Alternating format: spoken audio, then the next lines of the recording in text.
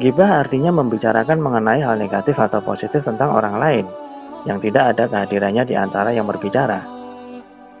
Dari segi istilah, ghibah berarti membicarakan antar sesama muslim tentang muslim lainnya, dalam hal bersifat kejelekan, keburukan, atau yang tidak disukai. Bedanya dengan dusta, sesuatu yang diperbincangkan dalam ghibah memang benar adanya.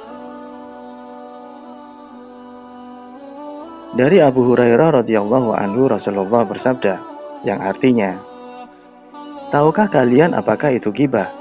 Para sahabat menjawab, "Allah dan Rasulnya lebih mengetahui." Rasulullah Shallallahu Alaihi Wasallam bersabda, "Engkau membicarakan sesuatu yang terdapat dalam diri saudaramu mengenai sesuatu yang tidak dia sukai." Salah seorang sahabat bertanya, "Wahai Rasulullah Shallallahu Alaihi Wasallam, bagaimana pendapatmu jika yang aku bicarakan benar-benar ada pada diri saudaraku?" Rasulullah Shallallahu Alaihi Wasallam menjawab, "Jika yang kau bicarakan ada pada diri saudaramu, maka engkau sungguh telah menghibahinya. Sedangkan jika yang engkau bicarakan tidak terdapat pada diri saudaramu, maka engkau sungguh telah mendustakannya." Hadis riwayat Muslim.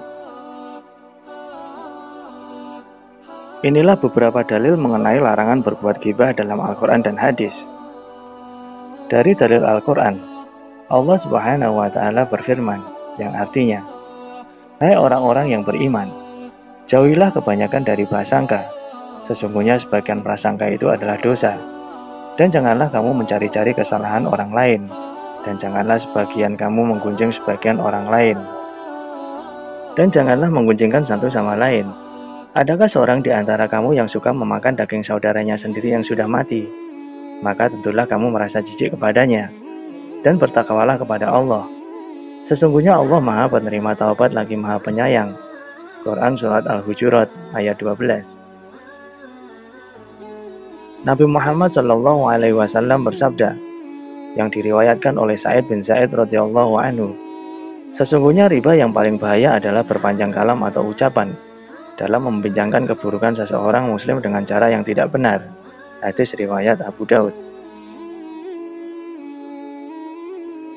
Hadis riwayat Ahmad dari Zabir bin Abdullah, "Kami pernah bersama Nabi, tiba-tiba tercium bau busuk yang tidak mengenakan.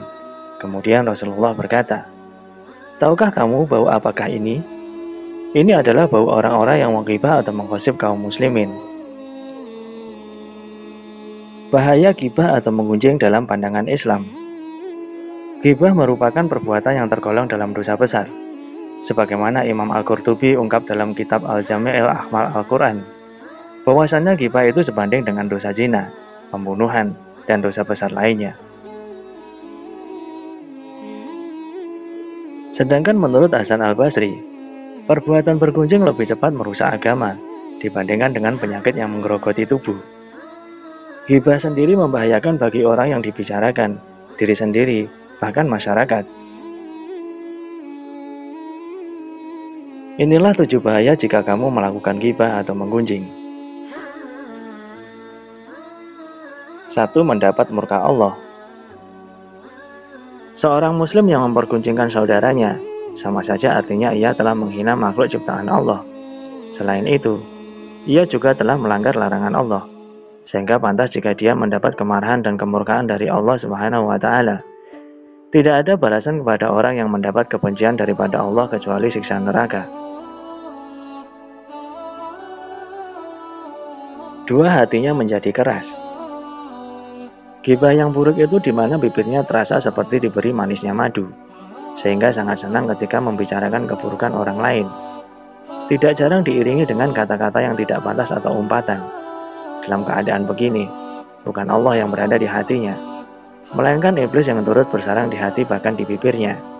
Tidak ada kebaikan atau keberkahan yang ia peroleh melainkan dosa. 3. Memicu terjadinya pertikaian dan perpecahan. Tidak ada yang senang ketika aibnya diumbar-umbar kepada khalayak, sedangkan mereka yang bergibah artinya telah membeberkan sesuatu yang mungkin saja memalukan dan sangat dirahasiakan. Saat hal demikian terjadi, tak jarang timbul rasa kebencian yang akhirnya berujung pada permusuhan, pengerusakan, perkelahian, bahkan sampai tindak kejahatan pembunuhan. Andai kata dendam itu hanya dipendam sekalipun, pasti akan membuat hubungan di antara keduanya menjadi renggang, karena menyimpan perasaan tidak suka satu sama lain. 4. Berani berbuat maksiat. Orang yang senang berkunjing berarti senang berbuat maksiat. Ia tidak malu menceritakan aib saudaranya kepada orang lain. Bahkan ia justru merasa bangga, karena telah berhasil mempermalukan orang yang ia gunjing. Tidak ada lagi rasa segan dan takut dalam berbuat dosa, maka tidak menutup kemungkinan perbuatan maksiat lainnya juga akan ia lakukan.